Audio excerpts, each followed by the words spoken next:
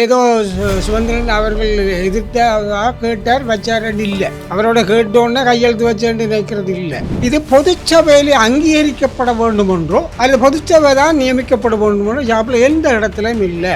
ஊடகங்களும் சிலதுகள் இப்படி கைத்தை இப்படி மறைச்சா சிவஞானத்தை மறைக்கலாம்னு நினைக்கிறதும் இருக்குது. அதை பற்றி எனக்கு கவலை கிடையாது. இருக்க மட்டும் எத்தனை நாள் இருந்தாலும் நான் தான் இருப்பேன். நான் ஏற்கனவே சொன்னான் தானே, நான் முதல்வன் படத்தின் அர்ஜுனன். ஆனால் இப்போ அர்ஜுனும் இன்னும் தெரியலை. கடந்த 2 நாட்களாக எங்களுடைய உள்ளூராட்சி சபையினுடைய தவிசாளர்கள் உபதவிசாளர்கள் நியமனம் தொடர்பில், குறிப்பாக கிளிநொச்சி மாவட்ட கரைச்சி மற்றும் பூனரி பிரதேச சபையினுடைய நேரடி தெரிவுகள் சம்பந்தமான விடயங்கள் சம்பந்தமாக சில கருத்துக்கள் தெரிவிக்கப்படுகின்றன. அது சம்பந்தமாக தெளிவுபடுத்த வேண்டிய தேவை கட்டாயம் கட்சி தலைவர் என்ற முறையில் எனக்கு இருக்கிறது. முதலிலே ஒன்றை தெளிவுபடுத்த விரும்புகின்றேன். கிளிநொச்சி மாவட்ட விடயங்களிலே சில இணக்கப்பாடுகள் நாங்கள் எட்ட வேண்டி இருந்தது. அந்த இணக்கப்பாட்டை ஆரம்ப காலத்தில் குறிப்பாக வேட்புமனு தாக்கலில் இருந்து நானே கையாண்டு கிளிநொச்சி மன்னார் என்று இல்லாமல் அலைஞ்சு இரவு திரிஞ்சு செய்தவன் நான் தான். இப்பொழுதும் தேர்தல் முடிந்து பாராளுமன்ற உறுப்பினர் ஸ்ரீதரன் கிளிநொச்சி மாவட்ட கிளையினுடைய தீர்மானம் என்று சொல்லி 2 கரைச்சி பிரதேச சபைக்கும் மற்ற தெரிவுகளை சமர்ப்பித்திருந்தார்.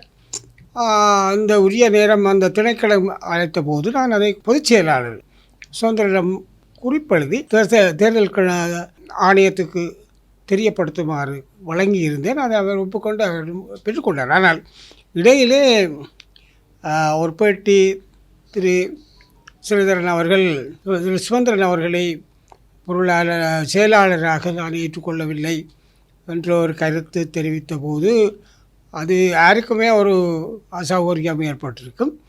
அந்த வகையில் சுதந்திரன் அவர்களுக்கும் அது அசௌகரியமாக இருந்தது. ஆகவே அவர் என்னோடு தொடர்பு கொண்டு இவ்வாறு கட்சித்தல பொதுச் செயலாளராக இருக்கிறதை அங்கீகரிக்கவில்லை என்று அப்பொழுது நான் கையெழுத்து வைக்க முடியும் என்று என்னுடைய கேட்டார்கள்.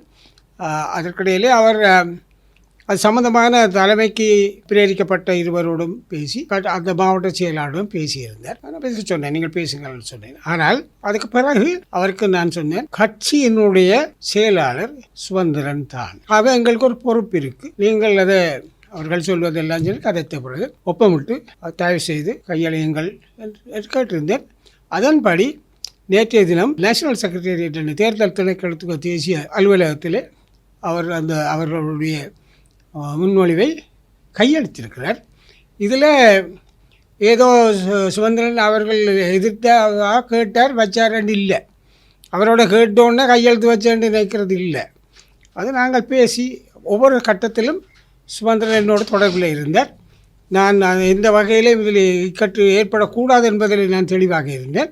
அவரும் அதை ஒத்துழைத்தார், கையெழுத்து வச்சுருக்கேன். இதில் என்ன தெளிவண்டா 2 விஷயம் சொல்லணும். இந்த நானும் தலைவரும் பொதுச் செயலாளரும் அங்கீகரிக்கவில்லை, தாங்கள் அங்கீகரிக்கலை என்று ஸ்ரீதரன் சொல்கிறது அவரை பொறுத்தவரையில் நியாயம். ஆனால் அந்த தெரிவு நடைபெறுகிற பொழுது இந்த இது யாப்பு அதுக்காக கொண்டு வந்தால் இது தேர்தல் கணக்கிலே இருக்குது. நீங்கள் பார்க்கலாம், வெப்சைட்லேயும் பார்க்கலாம். முதலாவது ஒரு செயலாளர் மட்டுமல்ல, எந்த வெற்றிடமானாலும் அதை தலைவரிடம் சொல்கிறேன். 13(3) வெற்றிடமாகும் பதவிகள் மத்திய செயற்குழுவினால் நிரப்பப்படும். பொதுச் செயலாளர் பதவி சத்தியலிங்கத்தில் ராஜினாமாவோடு வெற்றிடமானது. அவை பொதுச்சபை அந்த பேச்சு அங்களிடம் இல்லை, மத்திய செயற்குழு நியமிக்கும். அவ்வாறு தான் செய்யப்படும். இது பொதுச்சபையில் அங்கீகரிக்கப்பட வேண்டும் என்றோ அல்லது பொதுச்சபை தான் நியமிக்கப்பட வேண்டும் என்றோ ஜாப்பில் எந்த இடத்துலையும் இல்லை. அப்போ அவர் தான் பொதுச் செயலாளர். அது மட்டுமல்ல, தலைவரை பொறுத்தவரையிலையும் விதி 9(3) ஏன்னா தலைவர் பதவி வெற்றிடமானால் உபதலைவர் ஒருவரை எஞ்சிய காலத்துக்கு தலைவராக பணியாற்றுமாறு மத்திய செயற்குழு நியமிக்கும். இது மத்திய செயற்குழுவுடைய அதிகாரம். இது பொதுச்சபையாக வர வேண்டும். இந்த ஜாப்பில் எந்த இடத்துலையும் கிடையாது. ஆனால் இதில் பொதுச் செயலாளர் 10 நாங்கள் 2 பேரும் போடுறதுக்கு இப்போ காரணங்கள் இருக்குது. ஆனால் இந்த விடயங்கள் அனுப்பி தீர்மானம் சட்டபூர்வமானது, விதிபூர்வமானது. இது தேர்தல் ஆணையத்துக்கு அனுப்பப்பட்டு தேர்தல் ஆணையம் அதனுடைய கடிதம் 11/3/2025 தேதிய கடிதத்தின்படி இலங்கை தமிழரசு கட்சியின் புதிய செயலாளர் மற்றும் பதில் கடமை தலைவரை நியமித்தல். பதில் கடமை என்று யாப்பில் இல்லாவிட்டால் நான் தெளிவாக பதில் கடமை என்று அனுப்பினான். அப்படியே இருக்கட்டும். மேற்படி விடயம் தொடர்பில் தாங்கள் தேர்தல் ஆணைக்குழு சமர்ப்பித்த 31/12 மற்றும் 16/2/24 தேதிய கடிதங்கள் தொடர்பானது. அந்த கடிதத்திற்கு அமைய தங்களது கட்சியின் செயலாளர் பதவிக்கு திரு M.A. சுதந்திரன் அவர்களை நியமித்தல் மற்றும் கட்சியில் பதில் கடமை புரியும் தலைவராக CVK சிவஞானம் அவர்கள் நியமிப்பை தேர்தல் ஆணைக்குழு ஏற்றுக்கொண்டுள்ளது என்பதை அறிய தருகிறேன். அவ்வாறே புதிய பதவியில் கொண்ட உத்தியோகத்தர் குழுவை துரிதமாக அது ஆணைக்குழு ஆட்சிப்படுத்த வேண்டும். இது தேர்தல் குழுவால் கொள்ளப்பட்டது. யாரும் கேள்விக்குட்படுத்த முடியாது. அப்போ பொதுச் செயலாளர் என்றதை கேள்விப்படுத்தி நாங்கள் அந்த செயலாளர் தெரிவின் போது ஸ்ரீதரன் அவர்கள் தான் இதில் உடன்படையில் என்று சொன்னது உண்மை. அது சரி. அவர் அந்த மத்திய குழுவில் சொன்னவர் சொல்லலாம். ஒரு 10 பேர் ஒரு சபையில் இருக்கிற என்றால் ஜனநாயகப்படி 6 பேர் 7 பேர் ஆதரிக்கிற பொழுது 2 பேர் எதிர்க்கலாம். அதுக்காக நான் 2 பேர் எதிர்க்கிறேன் இல்லை 3 பேர் எதிர்க்கிறோன்றதுக்காக அந்த தெரிவு பிழை ஏற்றுக்கொள்ள முடியாதுன்னு சொல்ல முடியாது. அந்த தெரிவு அந்த நியமனம் சட்டபூர்வமானது என்பதை கேள்விக்குட்படுத்தப்பட முடியாது என்பதையும் நான் சொல்லி வைக்க விரும்புகிறேன். இந்த மக்கள் ஒரு மயக்கம் இருக்க பார்க்கறது. பல பேர் என்ன கேட்டார்கள். இல்லை, எல்லாமே ஜாப்பின்படியும் ஏற்பாடு விதிகளின்படியும் ஆணைக்குழுவின் அங்கீகாரத்தின் படியும் தான் இந்த நியமனங்கள் நடைபெறுகிறது. ஆனால் கரைச்சி ரெண்டும் நான் சுதந்திரம் ஒவ்வொரு நடவடிக்கையும் எனக்கு சொல்லிக் கொண்டு தான் கடைசியாக நேஷனல் செக்ரட்டரி போகிற பொழுது எனக்கு சொன்னால் நான் நேஷனல் செக்ரட்டரி போய் கொடுக்குறேன். அவர் இன்றைக்கு வெளியில் போகிறபடியா கொடுத்த பிறகு எனக்கு சொன்னால் நான் ஏற்கனவே கையாளுறேன். அப்போ நாங்கள் கூட்டாக கட்சி தலைவர் இணக்கப்பட்டோடு தான் செயல்படுறோம். அவர் சும்மா கேட்டு போட்டு காய்ச்சி போட்டு கையெழுத்து வச்சான்னு இல்லை. அது அப்படி நீங்கள் வச்சு அனுப்புகிறதான் பொருத்தமானதுன்னு சொன்னது நான் ஏற்கனவே பல விஷயங்கள் அவ்வாறு தான் கையாண்டிருக்கிறேன். அந்த விஷயத்தை மக்களுக்கும் ஊடகங்களும் சிலதுகள் இப்படி லைட்டை இப்படி மறைச்சா சிவஞானத்தை மறைக்கலாம்னு நினைக்கிறதும் இருக்குது. அதை பற்றி எனக்கு கவலை கிடையாது. நான் தான் இருக்க மாட்டேன். எத்தனை நாள் இருந்தாலும் நான் தான் இருப்பேன். நான் ஏற்கனவே சொன்னான் தானே நான் முதல்வன் படத்தின் அர்ஜுனன். ஆனால் இப்போ நான் அர்ஜுனன் இன்னும் தெரியலை. அது வேறு. ரெண்டாவது முக்கியமான ஒரு விஷயம், அதுக்காக தான் நான் இங்கே வந்தேன். அதாவது இப்போ உங்களுக்கு தெரியும், ஏற்கனவே தமிழரசு கட்சி இணைய கட்சிகளோடு குறிப்பாக DTNAயோடு நாங்கள் பேசியிருக்கிறோம். அவர்கள் சில கோரிக்கையை வைக்கிறார்கள். அது அவர்கள் உரிமை. பேச்சுவார்த்தையில் எல்லா கோரிக்கைகள் வைக்கிறது அது எல்லா பிழையும் கிடையாது. நாங்களும் போனால் சில கோரிக்கைகளை வைக்கிறது ஒரு இயல்பானது. அப்போ அதில் அவர்கள் குறிப்பாக யாழ்ப்பாணம் மாவட்டத்தை பொறுத்தவரையில் தங்களுக்கும் சில சபைகளை நிர்வாகம் தந்தால் பொருத்தமாக இருக்கும் என்று கேட்டார்கள்.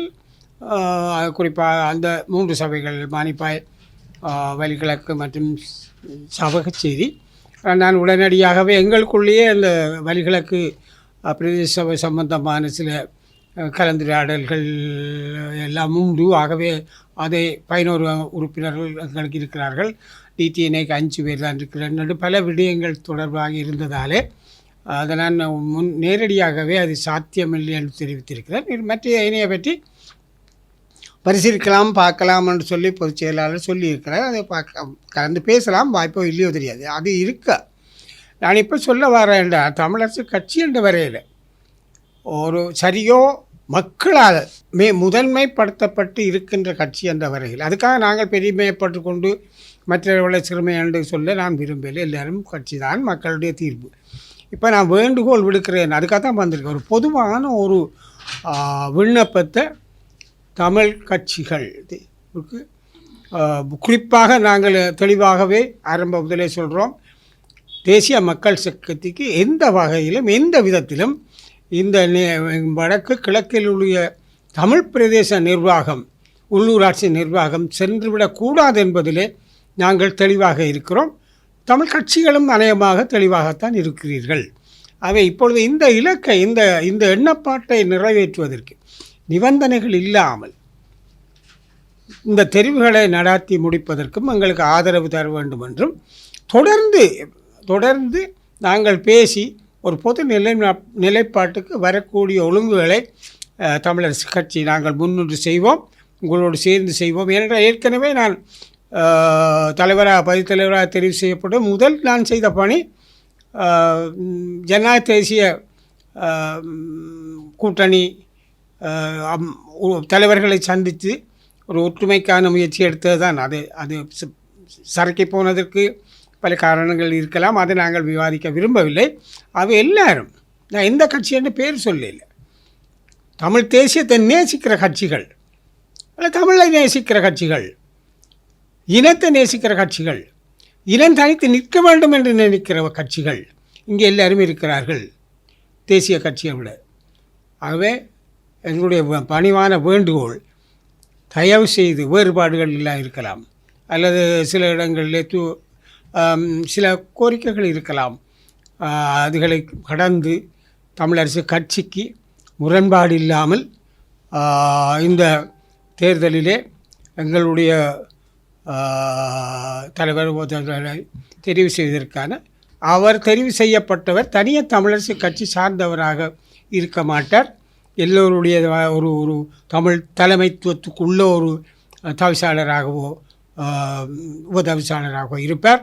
அவ்வாறான ஏற்பாடு நாங்கள் செய்வதற்கு ஒத்துழைக்குமாறு பகிரங்கமாக வேண்டுகோள் விடுப்பது தான் இன்றைய என்னுடைய சந்திப்பினுடைய அடிப்படை நோக்கம். நன்றி.